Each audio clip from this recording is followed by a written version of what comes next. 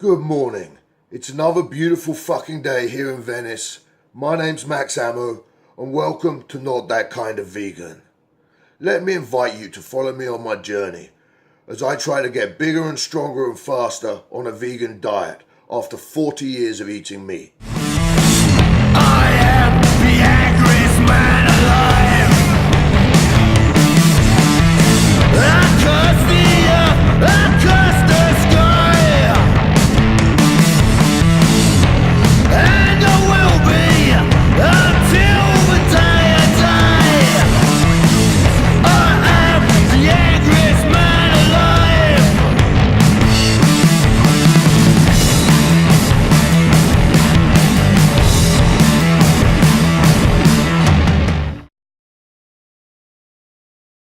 Now, I didn't make this channel to criticize other people's choices or act holier than thou. I made it for strength athletes like myself who want to switch to a vegan diet but are concerned that giving up animal proteins is going to have a negative impact on their performance. So I wanted to share my journey and my personal experiences of doing this. So let me give you some background about myself. I'm 44 years old. I'm a professional wrestler. My workouts combine a lot of hard cardio, bodybuilding and powerlifting. I've been training for 30 years now, very seriously for the last decade. Prior to becoming vegan, my diet was a pretty standard bodybuilding diet, around a pound of meat a day, up to 6 eggs a day, a couple of whey protein shakes. So my macros will be high protein, highish fat, and pretty low carbohydrates most of the time. Now, my decision to stop eating meat was one made for purely ethical and philosophical reasons. I had absolutely no idea it would actually have a positive impact on me as an athlete. In fact, I thought quite the opposite, and a fear of losing strength and muscle actually kept me from making the decision to become vegan for some time.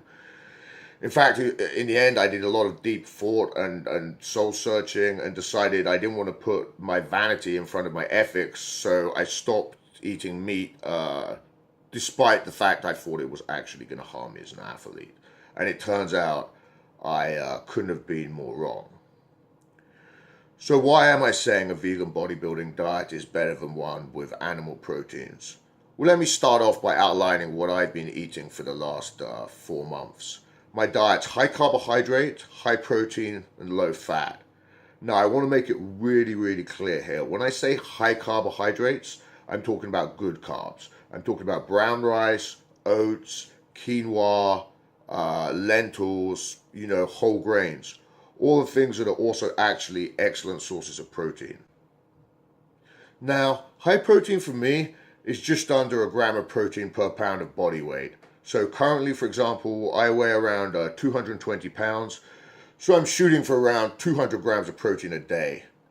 Now, I know it's currently getting popular to claim we don't need that much protein. That that's bro science, and it's just because the magazines were trying to sell people protein powder. Now the websites are, etc. But what you have to understand is the reason I eat 200 grams of protein a day isn't because I read it anywhere. It's a result of personal experimentation over the last 30 years with my protein intake very, very high, very low. And what I came to find out was, speaking for myself, if I go over 200 grams a day, it doesn't really have any additional benefit for me. If I go under 200 grams, after a while I start losing a little size and strength, And, anyone can Google a study. Unless people have actually put their diet and training into effect in the gym, in the real world, then I would take their advice with a big pinch of salt. If someone's like a fat fuck just sitting in a chair that they never seem to leave, spurting training wisdom, I would find someone else to follow, because anyone can Google a survey. It's, have you actually applied that knowledge and had successful results? And if so, where are your results? Now, in my opinion, low-carb diets are shitty for performance. They're shitty for health, they make you weaker, and they make you sick.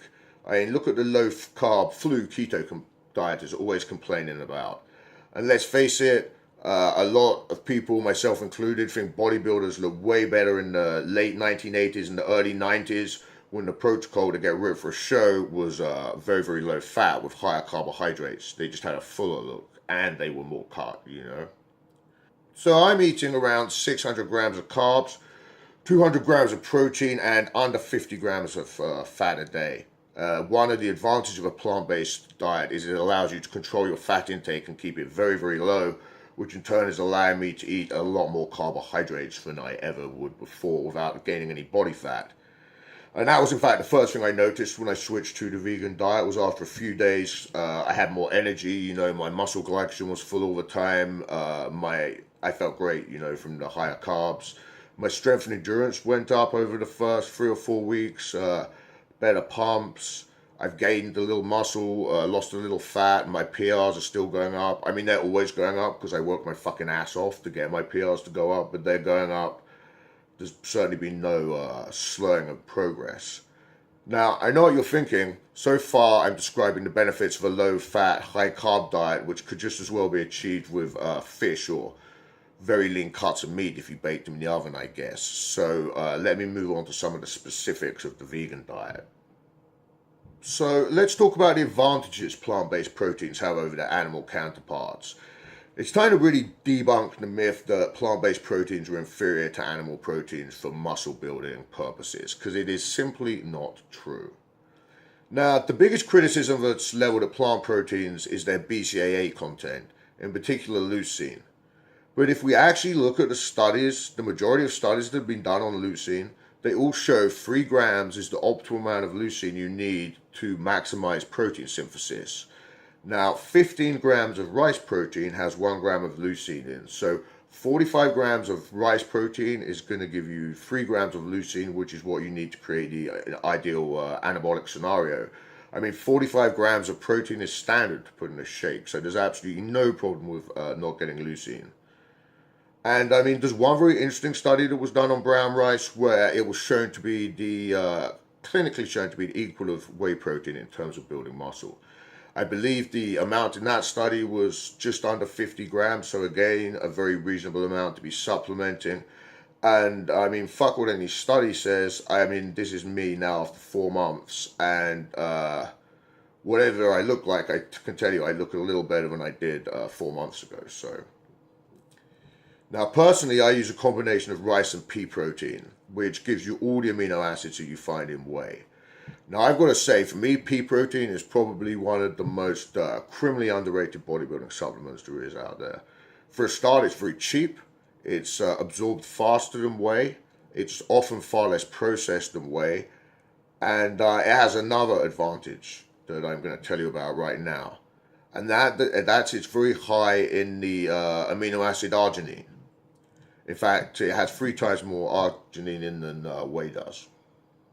Why is arginine important, you say?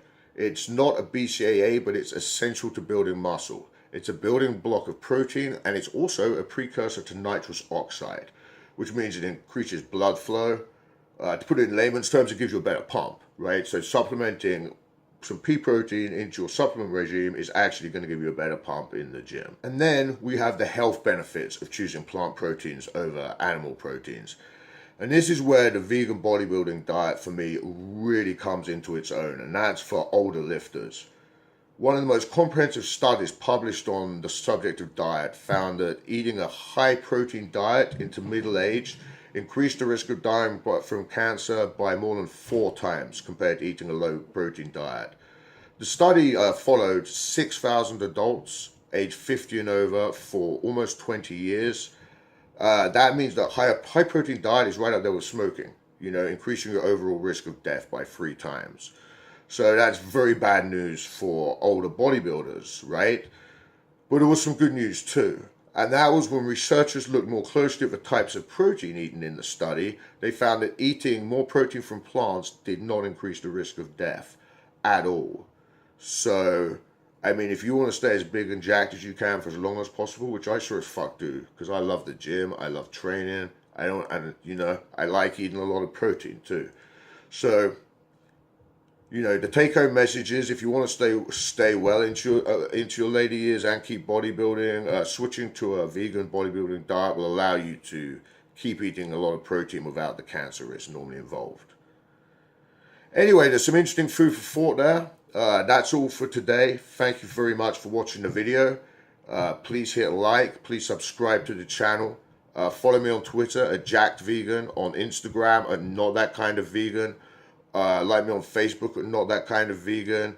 And until next time, be good. And if you can't be good, be a bad motherfucker. Kaboom.